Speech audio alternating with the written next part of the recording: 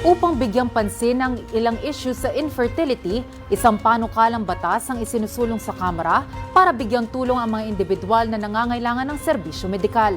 Si Jap Regala sa detalye. Marami sa mga Pilipino ang nangangarap magkaroon ng anak. Ang ilan ay nagpaplano na at ang iba ay gusto pa muling magkaanak kahit may anak na.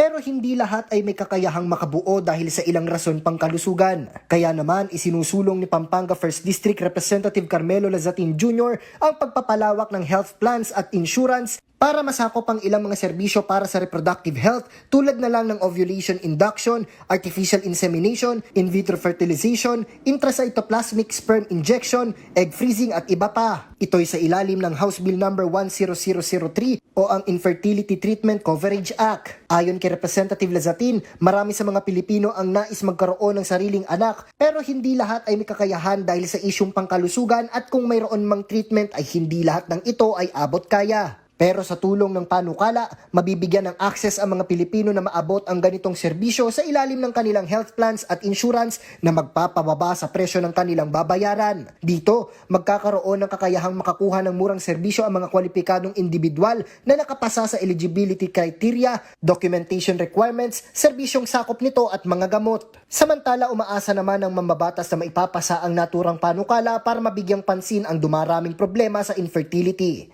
Para sa totoong balita sa Bagong Pilipinas, Jap Regala, Congress News.